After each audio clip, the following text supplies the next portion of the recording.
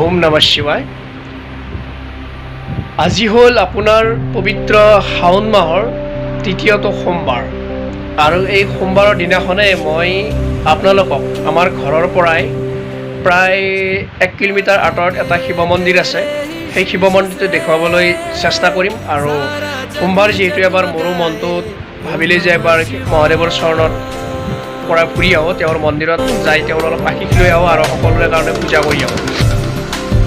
गंगा बहती तेरी जटाओं से सारे जग को नहलाए। ओम नमः शिवाय। ওম নমঃ শিৱায়। আমি এতিয়া যাই আছোঁ আঞ্চলিক শিৱ নলীয়া থানলৈ। তাত মই যায়ে থাকোঁ আৰু তাত গৈ বহুত ভাল লাগে, মনতে শান্তি পায়। কিছু সময়ৰ পিছতে আমি আঞ্চলিক শিৱ নলীয়া থান পাম আৰু সেই মহাদেৱৰ শক্তিৰ যিটো জাগ্ৰত মন্দিৰ তাৰ বিষয়ে আমি আপোনালোকক আমি পাই গ'লোঁ আঞ্চলিক শিৱ নলীয়াখনৰ গেট। সেইটো আপোনালোকে চাই লওক। পাই গ'লোঁ আজি সোমবাৰ কাৰণে বহুতখিনি ভক্ত আহিছে আৰু ময়ো হয়তো ধূপ-চাকি মই অনা নাই এতিয়া, মই বৰ্তমান মাৰ হাতত আগতে মই পঠাই দিছোঁ। ইয়াত হয়তো নাম হৈ গৈছে চাগে, সেৱা ল'বৰ সময় হৈছে।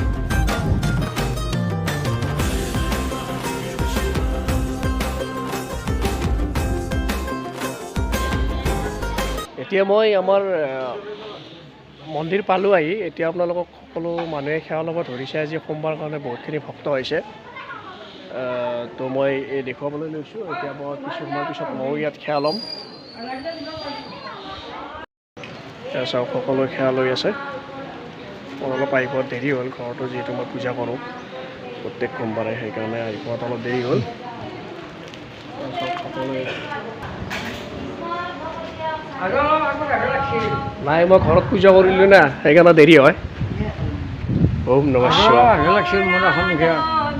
আমাৰ মন্দিৰৰে পূজাৰী এই মন্দিৰটো পৰিচালনা কৰি আছে আৰু ইয়াত চাকি লগাই দি আছে আৰু তেনেকৈ চোৱা চিতা কৰি আছে। আপোনালোকে চিনি পাইছেই চাগে, এখেতে মোৰ গান এটিত শিৱ বাবাৰ যিটো ভজন মই উলিয়াইছিলোঁ শিৱ পূজাত সময়ত, তেতিয়া এখেতে সেই ভজনটিত গীতটিত অভিনয় কৰিছে।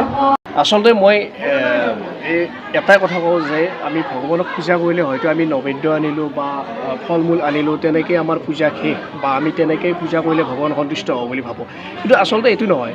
ভগৱান মহাদেৱে সকলোতকৈ তেওঁ অন্তৰৰ পৰা ভক্তি বিচাৰে আৰু তেওঁ সদায় অন্তৰৰ পৰা ভক্তি কৰিলে সন্তুষ্ট হয়। গতিকে মই এটা কথা ভাবোঁ যে ভগৱান মহাদেৱক ছাতি লগাইতো দিমেই, কিন্তু আমি ভক্তিটো যদি আমি মনৰ পৰা কৰিব পাৰোঁ তেতিয়া বহুত সন্তুষ্ট হয় বুলি মই ভাবোঁ। গতিকে আমি সদায় ভগৱানক আমি মনৰ পৰা কৰিব লাগে আৰু আমি সদায় ভজন আকাৰে ভক্তি বোলে ভগৱান বোলে সন্তুষ্ট হয়। ভক্তৰ যিটো ভজন অৰ্থাৎ মনৰ পৰা যিটো ভক্তিৰ ভজন অনুভৱ হয় বা মানে গানৰ সৃষ্টি হয়, সেই মানে গানতে ভগৱান সন্তুষ্ট হয়। গতিকে মই এতিয়া চাকি লগাই দিওঁ, দি কিনে মই অলপমান হয়তো এই মন্দিৰত মই অলপ ভজন কৰিম, আপোনালোকে চাই থাকিব। দেউতাই সেৱা মানে ভক্ত আহিছে, সেৱা মানে ফুটা দিব গৈছে। ফুটা দিয়া হ'লে আমি ভগৱানৰ এই ভজন আমি ইয়াত কৰিম। बाबा मेरा हाथ दुनिया अब दिखती नहीं, सब दिखते भोलेनाथ, मुझको तुझ पे सब চাওক কি সুন্দৰকৈ ইয়াত হিমালয় পৰ্বতৰ দৰেকৈ কৈলাশ পৰ্বতৰ দৰেকৈ কি সুন্দৰকৈ ইয়াত উই মাটি তুলিছে। জানো কৈলাশ পৰ্বতে তেনেকুৱা লাগিছে। খুব এটা ধুনীয়া পৰিৱেশ, প্ৰাকৃতিক পৰিৱেশ। এই মন্দিৰটো প্ৰাকৃতিক পৰিৱেশৰ মাজতে অৱস্থিত হৈছে আৰু এই পাটনাখন মাটিৰ তলৰ পৰা আৱিৰ্ভাৱ হৈছে। অলপ ক'লেই চাগে আপোনালোকে গমেই পাইছে। এই পাটনাখনতে শিৱ পূজা কৰা হয় প্ৰত্যেক বছৰে। ইয়াত খুব ডাঙৰকৈ কৰা হয় আৰু ইয়াত আৰিয়াৰ ব্যৱস্থা কৰা হয়। আপোনালোকে আহিব। আমাৰ বায়ুচাৰীৰ পৰা প্ৰায় 3.5 কিলোমিটাৰ আঁতৰত অৱস্থিত এই মন্দিৰটো। গতিকে আপোনালোকে মাজে মাজে আহিব, ইয়াত পূজা অৰ্চনা কৰিব, সকলোৰে মনৰ আশা পূৰণ হ'ব।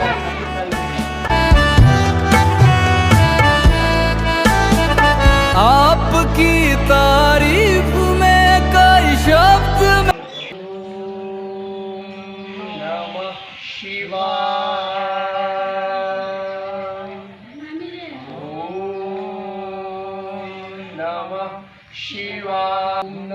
शिवाय ओम नमः शिवाय हर हर भोले नमः शिवाय जटाधरा शिव जटाधरा हर हर भोले नमः शिवाय ओम नमः शिवाय ओम नमः शिवाय আপুনি কওকচোন এই মন্দিৰটোৰ শিৱলিংগটো কেনেকৈ আৱিৰ্ভাৱ হৈছে শিৱলিংগটো হয় আমি জন্ম নাপাওঁতে ইয়াত বহুদিন আমাৰ আটাহঁতৰ দিনত হয় দুবগাহঁতৰ দিনত হয় ইয়াত জংঘলৰ মাজে মাজে আহি আহি কবৰ পাই কছাৰী ভাইসকল এই কমলপুৰ বিলুক গৈছিল অলপ ডাঙৰকৈ ক'ব তাতে জল পুখুৰী জল পুখুৰীত এইখন থান দেখা পালে হয় এই থানখন সিহঁতে ঘৰত নিব আনিছিল হয় এখানি অলপ মুড়ি ভাঙি আছিল